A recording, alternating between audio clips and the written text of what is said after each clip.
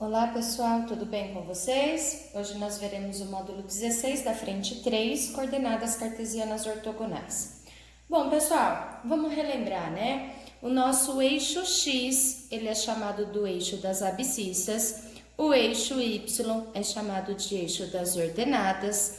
Esses dois eixos, né, ele divide o nosso plano em 4 quadrantes, primeiro, segundo, terceiro e quarto. E a gente chama de coordenada, né? O nosso parzinho ordenado na forma x, y, onde a primeira sempre é x, a segunda sempre é y. Exercícios, página 68. Primeiro exercício. Devido ao aumento do fluxo de passageiros, uma empresa de transporte coletivo urbano está fazendo estudos para a implantação de um novo ponto de parada em uma determinada rota. A figura mostra o percurso, indicado pelas setas, realizado por um ônibus nessa rota e a localização de dois de seus atuais pontos de parada, representados por P e Q. Os estudos indicam que o novo ponto T deverá ser instalado nesse percurso entre as paradas já existentes P e Q, de modo que as distâncias percorridas pelo ônibus entre os pontos P e T e entre os pontos T e Q sejam iguais. De acordo com os dados, as coordenadas do novo ponto de parada são... Bom, pessoal, para descobrir onde ficará o ponto T, como ele diz que é equidistante de P a Q, é só descobrir a distância de P até Q e dividir por 2. Esse pedacinho aqui, né, de 30 até 550, nós teremos 520.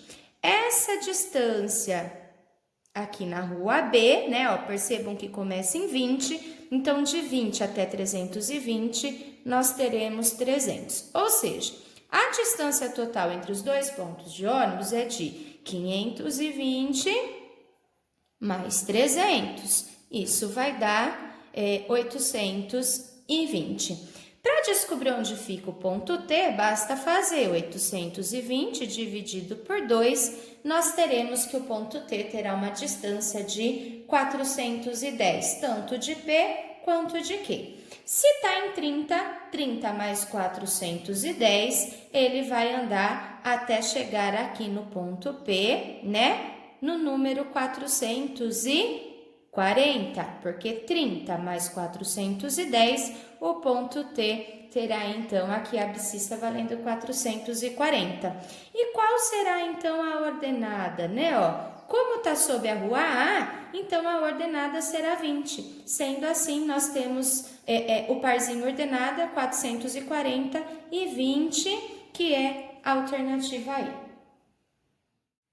Segundo exercício. Em relação ao sistema cartesiano ortogonal, com os eixos graduados em quilômetros, uma lancha sai do ponto -6 e -4, navega 7 quilômetros para leste, 6 quilômetros para norte, 3 quilômetros para oeste, encontrando um porto que a gente chamou de P1. Depois, continua a navegação indo 3 km para o norte e 4 km para leste, encontrando um outro porto, chamamos de P2. A distância em quilômetros entre esses dois portos é... Pessoal, percebam que aqui nós formamos um triângulo retângulo, e é um triângulo 3, 4, 5, né? Então, a gente poderia chegar por Pitágoras, chamando aqui de x, né? X ao quadrado é igual a 3 ao quadrado mais 4 ao quadrado. Isso vai dar 9 mais 16, que dá 25. X igual a 5. A alternativa é. Terceiro exercício.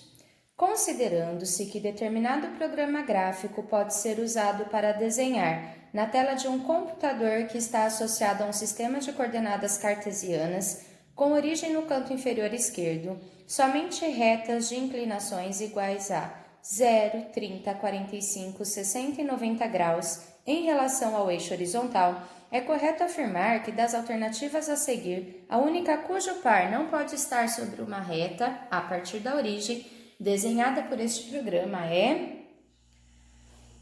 De acordo com o enunciado, então nós temos, né, que o computador ele é capaz de partir aqui do canto inferior esquerdo, que é a origem também do nosso plano cartesiano, e fazer uma reta com inclinação de 0, 30, 45, 60, que é essa reta que a gente chamou de reta R, tá certo?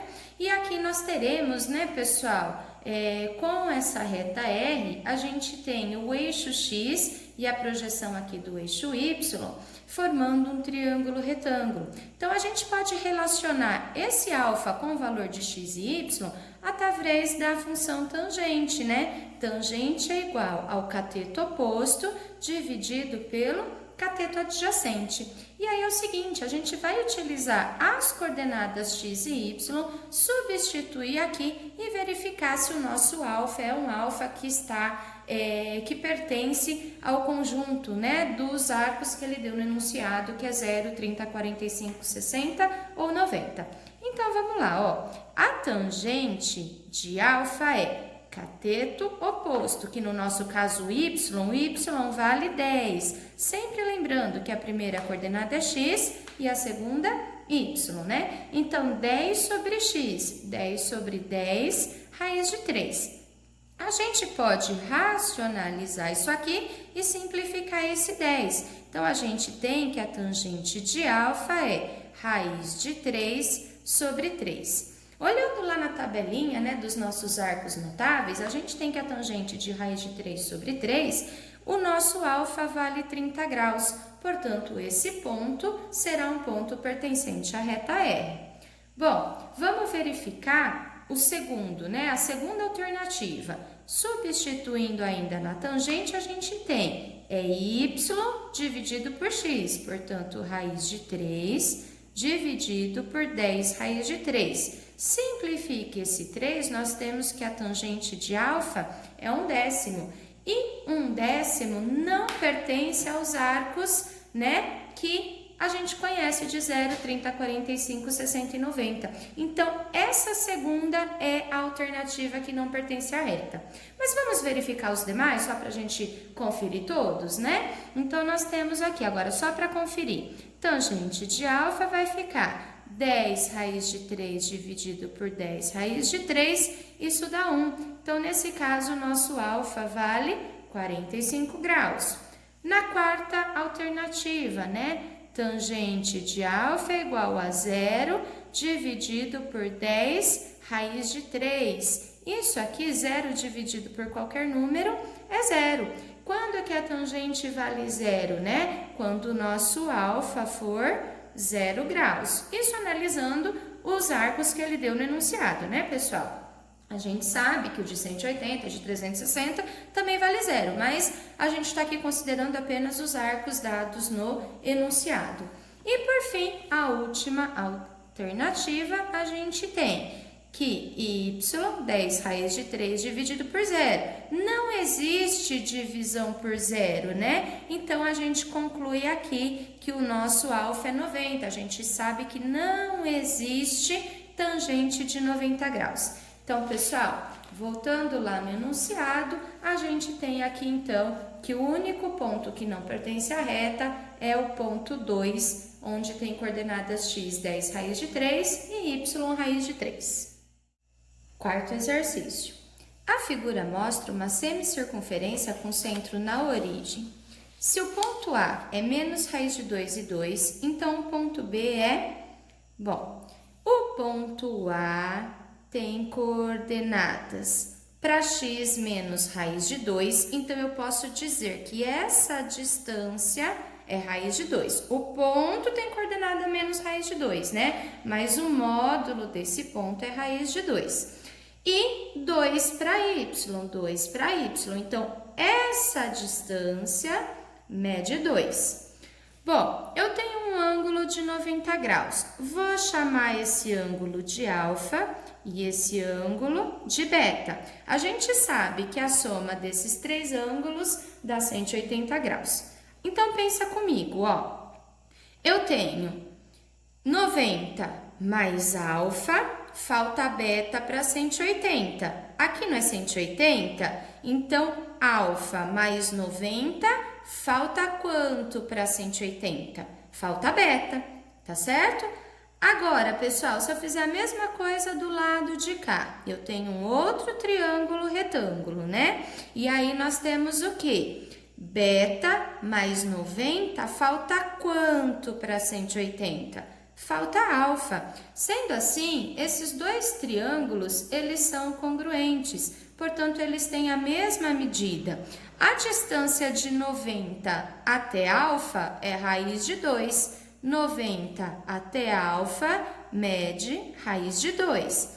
A distância de 90 até beta é 2. De 90 até beta é 2. Então, esse ponto B terá coordenadas para x, 2.